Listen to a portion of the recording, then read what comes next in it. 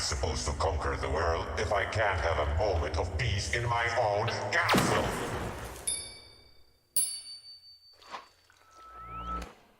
And you, be quiet. Tsioque is a very interesting adventure game. I hope I didn't butcher that name too much. This is a Kickstarter title that just came out lately, with the big marketing point being that it is all hand-drawn animation. And at some times, the game reminds me of Dragon's Lair if this was a point-and-click adventure game instead of a QTE-focused one. And besides a few quality of life issues I will talk about later, this is definitely a very entertaining game for adventure game fans. So the story is we play as Princess Tsioque here, who her castle has been taken over by an evil wizard. And in order to save the day, she is going to have to do all manner of things, including trying to grab items and failing right there, and solving all manner of adventure game style puzzles. The game itself is on the easier side. While there are quote-unquote deaths in the game that we'll show in a minute, you are never going to be put into a permanent fail state. And the game follows pretty much your standard, or I guess a non-standard adventure game logic for solving these puzzles. Tsioque here is not a warrior, nor does she have any special powers, and you'll have to make use of random items, as well as kind of solving almost like a QTE style puzzle to get out of some situations, as you'll see right here. And these sections themselves can be a little tricky due to the beauty and nightmare of a hand-drawn or very stylized look. Because everything looks like it belongs within the universe, it becomes a little bit harder to try and figure out what you're trying to click on. And there are several times later in the game where the solution to a puzzle where I needed to go was simply just like literally blended into the environment because everything looks just as it should be.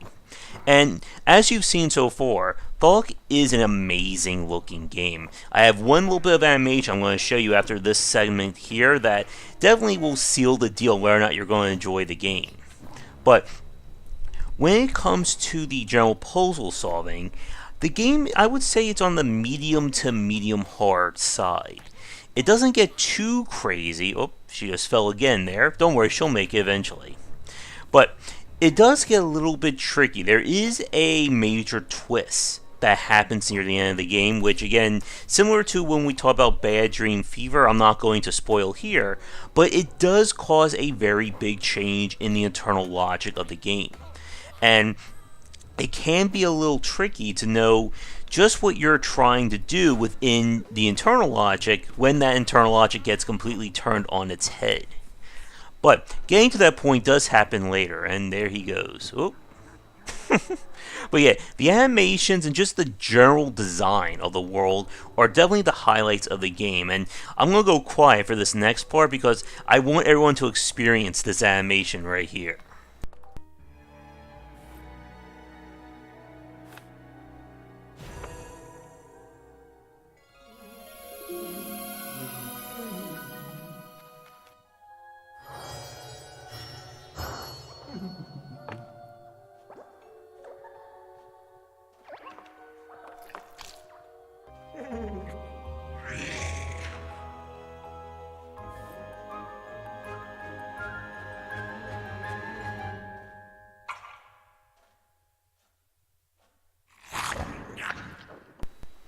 Tsioque definitely has imagination going for it, but it's not without some general quality of life issues. And we're going to talk about that now because again, everything I'm showing you is spoiling the game. But first, a quick word to our Patreon supporters. And now a quick shout out to the supporters over on patreon.com/GWBycer.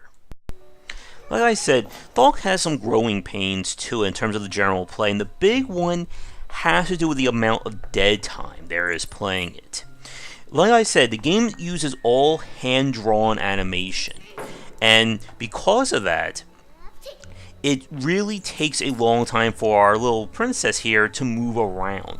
Several of the big areas requires you to watch her walk very, very slowly from one end of the room to the other, And like as she slowly walks out of that room, you're going to see that a lot.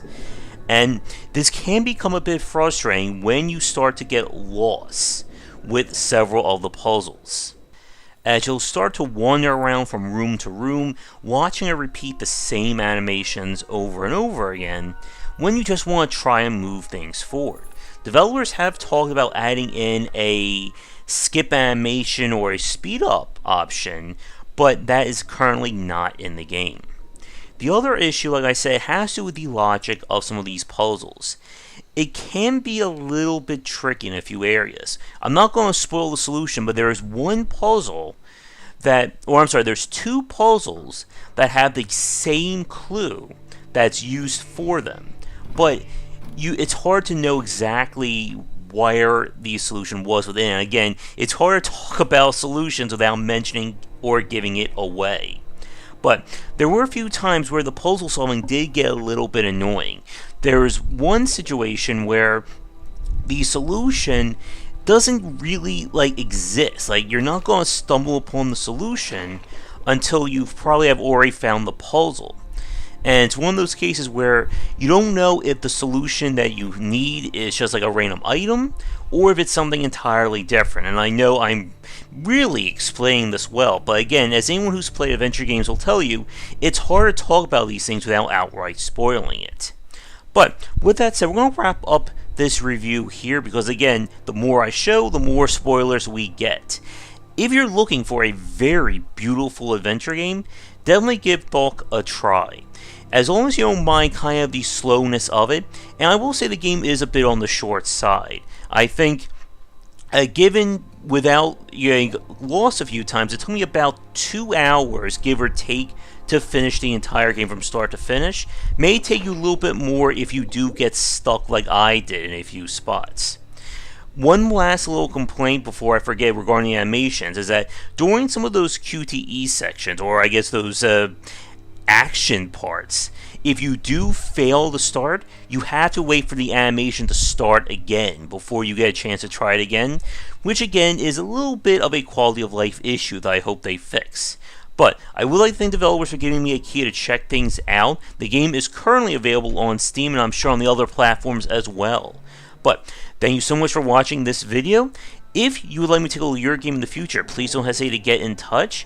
And if you'd like to get mentioned on our thank you page, check out patreon.com/JWBycer. But until next time, folks, come back for daily discussions on game design here and on game wisdom, where we examine the art and science of games.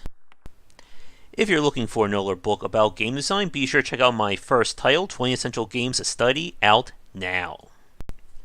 Thanks for watching the video. If you enjoyed things, be sure to do all the liking and subscribing that the kids are doing these days.